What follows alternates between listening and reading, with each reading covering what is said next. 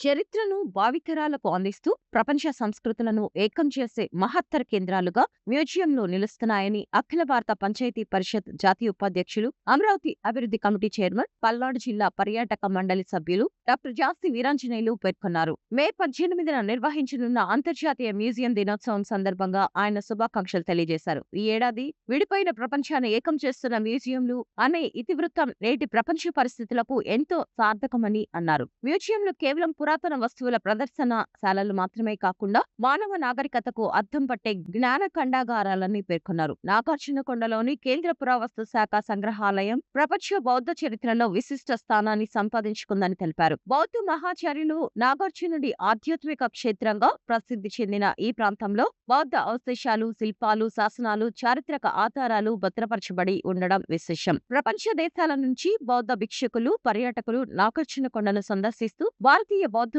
వైభవాన్ని తీసుకొస్తున్నారని చెప్పారు. అమరావతి మ్యూజియం భారతీయ శిల్పకళకు గర్వకారణమని కొనియాడారు. అమరావతి స్తూప అవశేషాలు, బుద్ధుని శిల్పాలు, పూర్ణకుంభాలు, అశోక చిహ్నాలు వంటి అపురూప కళాఖండాలు భారత చారిత్రక మహిమను ప్రపంచానికి చాటుతున్నాయని తెలిపారు. అమరావతి శిల్ప సంపదకు అంతర్జాతీయ స్థాయిలో ప్రత్యేక గుర్తింపు లభించిందని పేర్కొన్నారు. గుంటూరులోని బౌద్ధశ్రీ మ్యూజియం కూడా బౌద్ధ వారసత్వ పరిరక్షణలో కీలక పాత్ర పోషిస్తుందన్నారు. ఈ సంగ్రహాలయాలు విద్యార్థులు, పరిశోధకులు, పర్యాటకులకు చరిత్రపై అవగాహన పెంపొందించే విజ్ఞాన కేంద్రాలుగా నిలుస్తున్నాయని అన్నారు. కేంద్రంలో ఎన్డీఏ ప్రభుత్వం, రాష్ట్ర ప్రభుత్వం మ్యూజియంల అభివృద్ధికి ప్రత్యేక ప్రాధాన్యత ఇస్తున్నాయని తెలిపారు. ముఖ్యమంత్రి నారా చంద్రబాబు నాయుడు, రాష్ట్ర పర్యాటక శాఖ మంత్రి కందుల దుర్గేష్ ఆధ్వర్యంలో నాగార్జునకొండ, అమరావతి ప్రాంతాలను అంతర్జాతీయ పర్యాటక ఆధ్యాత్మిక కేంద్రాలుగా తీర్చిదిద్దే దిశగా చర్యలు కొనసాగుతున్నాయని పేర్కొన్నారు. సంగ్రహాలయాలు గత చరిత్రను భద్రపరిచే ప్రదేశాలు మాత్రమే కాదు, ప్రపంచాన్ని, సంస్కృతికి, జ్ఞానానికి, మానవత్వంతో కలిపే శాశ్వత వారసత్వ వేదికలు అని డాక్టర్ జాస్తి వీరాంజనేయులు అన్నారు.